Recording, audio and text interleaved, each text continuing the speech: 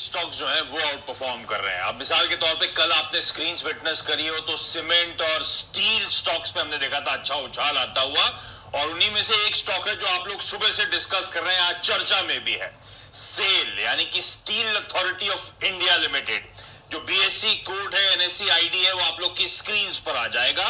ये स्टॉक जो है साल के हाईस 55 के थे, वहां से ऑलमोस्ट 50% करेक्ट होकर इस समय कामकाज करता हुआ, और साल के हाईस छोड़िए, दरअसल इस स्टॉक ने पहले 100 तक के लेवल छुए हुए हैं, तो वहां से सिग्निफिकेंट करेक्शन के साथ ट्रेड होता हुआ, और अब लग रहा है सारे कंसर्न्स ऑलरेडी भाव में प्राइस इन होते हुए, और अब इन लेवल्स पर यह स्टॉक अट्रैक्टिव आके खड़ा हुआ है। ये जो कंपनी है इस देश की सबसे बड़ी स्टील प्रोड्यूसर है, और स्टील प्रोडक्ट्स की सबसे वाइडेस्ट रेंज है इस कंपनी के पास। स्ट्रक्चरल इनएफिशिएंसीज थी स्टील के साथ, ये सब हम जानते हैं, और उन स्ट्रक्चरल इनएफिशिएंसीज से कंपनी उभरने की कोशिश कर रही है। मिसाल के तौर पे इस कंपनी के 5 इंटीग्रेटेड स्टील प्लांट्स हैं, बड़े बड़े, भिलाई, बोकारो, राउरकेला, इसको और दुर्गापुर के। इसके अलावा 3 स्पेशल स्टील प्लांट्स हैं, सालिम का, विश्वेश्वरैया का, और तीसरा एलॉय स्टील प्लांट। ये जो तीनों स्पेशल स्टील प्लांट्स हैं, इनको डाइवर्स करने की कंपनी तैयारी कर रही है, और वजह है क्योंकि ये तीनों लॉस मेकिंग एंटिटीज हैं। FY19 में इन तीनों प्लांट से 450 करोड़ रुपए का घाटा हुआ था सेल को। तो ये डिसइन्वेस्टमेंट जो करने की तैयारी हो रही है, जिसके लिए कल मंत्रियों के समूह की बैठक है, वो दरअसल सेल के लिए बहुत पॉजिटिव होने वाला है। दिक्कत वाला पार्ट बेचने की तैयारी हो रही है।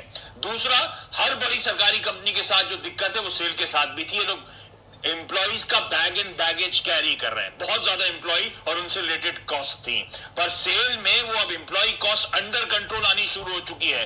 कैसे? नेचुरल अट्रिशन हो रहा है, और जो वीआरएस स्कीम सेल लेकर आया था उसका फायदा मिलना शुरू हो चुका है। इसलिए मैंने कहा था स्ट्रक्चरल इनएफिशिएंसी जो है वो करेक्ट हो रही है। तीसरा, लेवरेज था, बुक्स पे डेट था, लेकिन वो बुक्स पर डेट जो है वो पीक आउट होता हुआ, जो पीक डेट लेवल्स थे वहां से अब डेट जो है 700 करोड़ रुपए सेल की रिड्यूस हो चुकी है, और सारा केपेक्स से कंपनी कर चुकी है। तो कहा जा रहा है पीक डेट लेवल्स हमने देख लिए, अब यहां से डेट लगातार इंप्रूव होता हुआ नजर आएगा। अच्छा, इन सब के बीच में फाइनेंशियल्स में इंप्रूवमेंट था। FY19 3 साल बाद सेल वापस ब्लैक में आया था, यानी कि 3 साल से लगातार घाटे करने के बाद FY19 पे सेल एक प्रॉफिटेबल एंटिटी हो चुका था। वो फाइनेंशियल्स आप लोग की स्क्रीन पर आएंगे, सेल्स के आंकड़े, इबिटा के आंकड़े और प्रॉफिटेबिलिटी के आंकड़े। देखिए किस तरह से फाइनेंशियल्स में इंप्रूवमेंट सेल क्लॉक करना शुरू कर चुका है। इनफैक्ट ये जो लास्ट क्वार्टर गया था, इसमें भी सेल्स की बिक्री जो थी वो 5% इंप्रूव हुई थी, अपने रिकॉर्ड उच्चतम स्तरों पर इसके सेल्स क्लॉक करना शुरू करा है। पर क्योंकि हमने देखा था स्टील की कीमतें गिरी थी, सारे ग्लोबल स्टील प्लेयर्स के साथ दिक्कतें हुई थी, सेल की प्रॉफिटेबिलिटी पे भी इंपैक्ट देखने को मिला।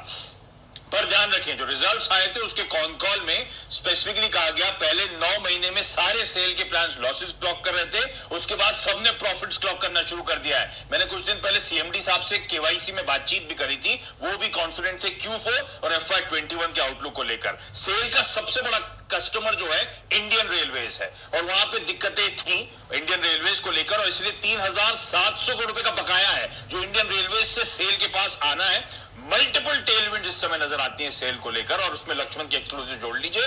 मुझे लगता है ये स्टॉक सारे कंसर्न प्राइसिंग करके बहुत अट्रैक्टिव लेवल्स पे इस समय खड़ा हुआ है।